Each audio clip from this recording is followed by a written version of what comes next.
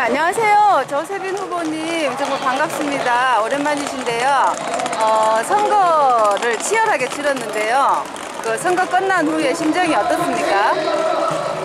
시원섭섭하지만 배운 게 있으니까 이제 22개월 후엔 필승할 수 있겠다 그런 확신이 듭니다. 네, 구체적으로 어떤 걸 배우셨습니까?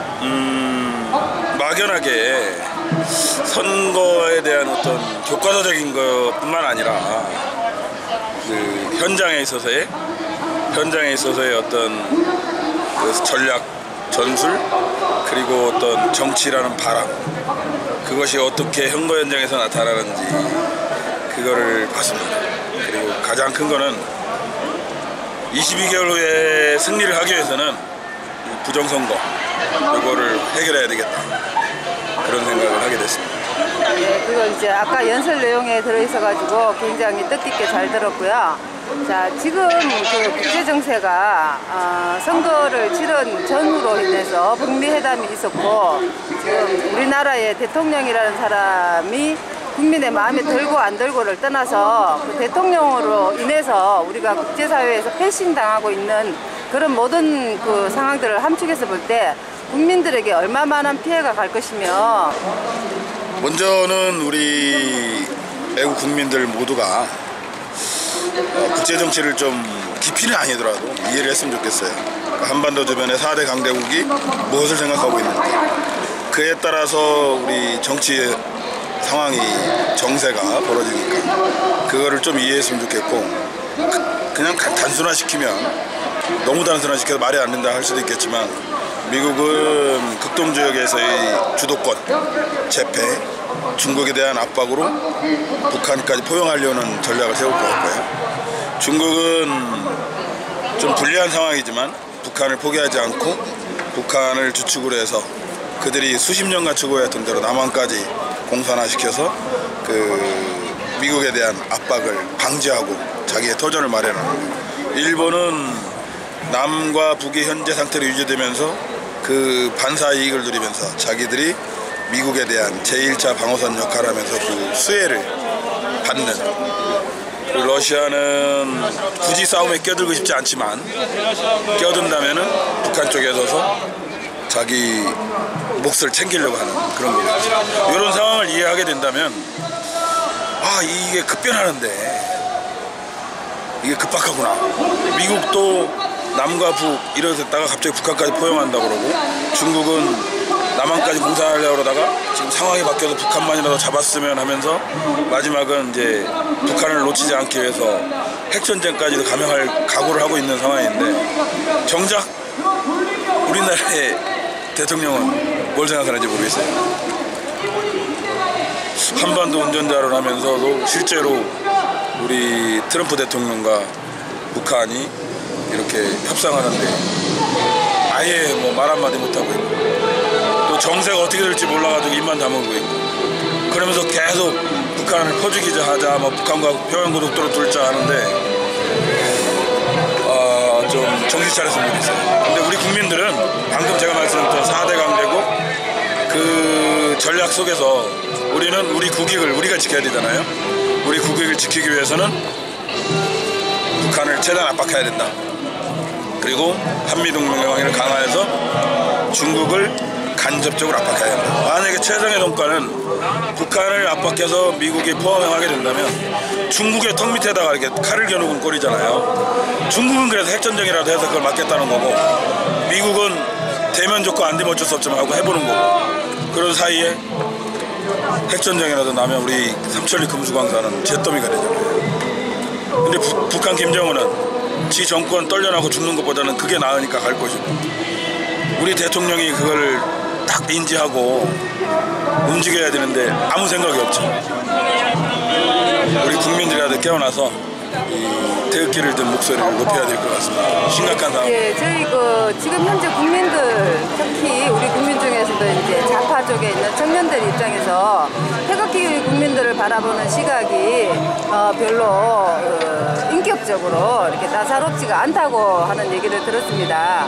우리 조세빈 후보님께서는 태극기 국민 사이에서는 그래도 아주 젊은 세대에 속하시고 젊은 청장년이신데 태극기 국민의 그 청년으로서 어떻게 그 청년들과 함께 어떻게 그 활동하실 방향이 계획이 있습니까?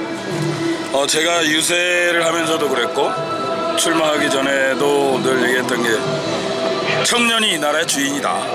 청년이 대한민국의 주인이고 희망이고 상징이다.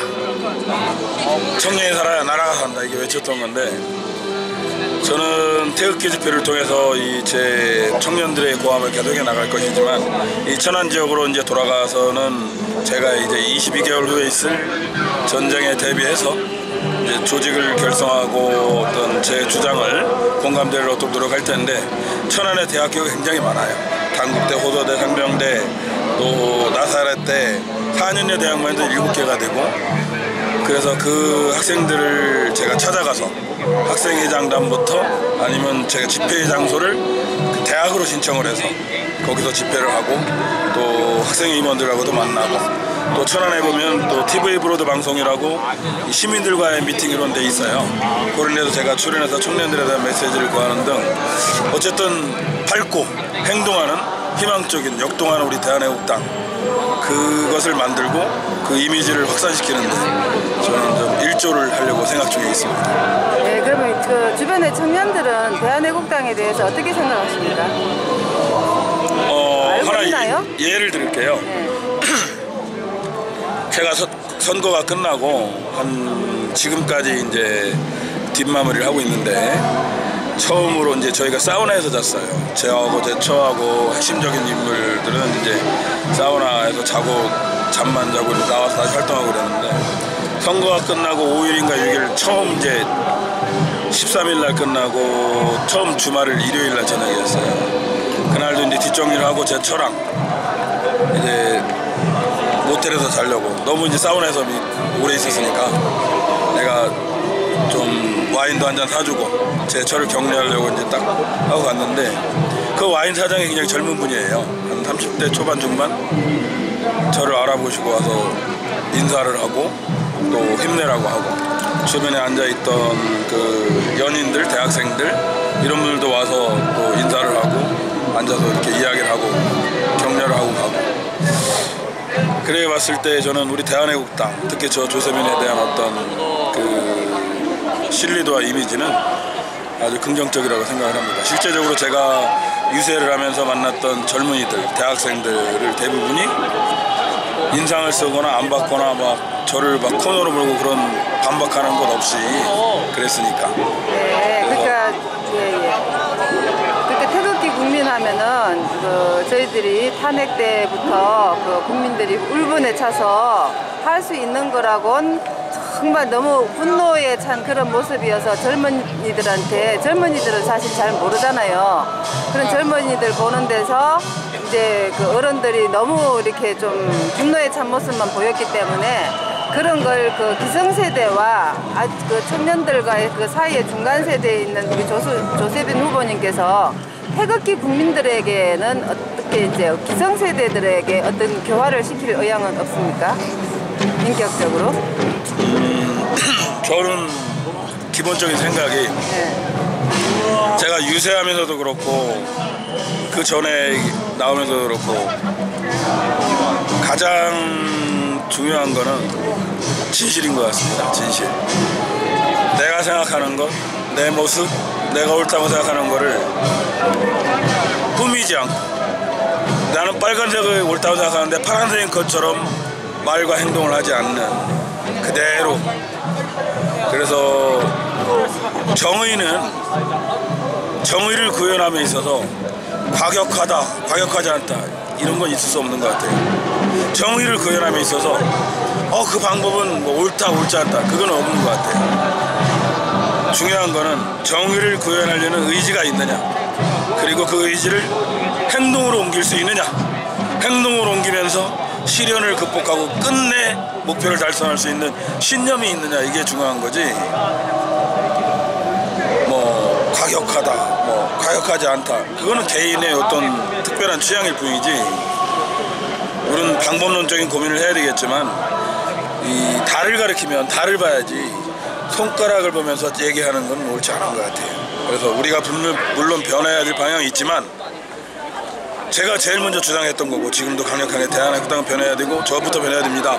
국민의 좋은 파트너로 나타나야 됩니다. 막 하지만 우리가 주장하는 자유민주주의 수호, 부국강병, 그를 위해서 우리 자유민주주의 우파의 결집을 이룰 박근혜 대통령 석방, 이것은 변할 수 없는 거예요. 이것은 좀 더 세련되게 한다면 모르겠지만 변한다고 해서 10번 주장할 거를 3번밖에 주장 안 하고 크게 주장 목이 터져야 주장할 거를 조그맣게 주장하고 이건 변화가 아니죠. 제가 말하는 변은 그런 변화가 아니라 옳고 바르고 가야 할 길은 강력하게 추진하는, 그렇지만 그 과정에서 주변 국민들에게 어떤 파트너가 될 수 있는 그런 변화를 얘기하는 거지.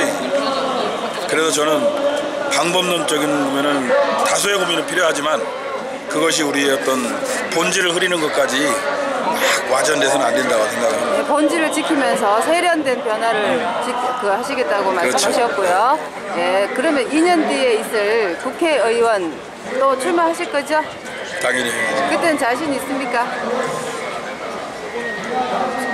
자신 있느냐는 말은 확신이 있다고 말씀드려야 되겠죠. 그렇죠, 자신과 확신이 뭐냐면 자신은 저는 그렇게 생각해요.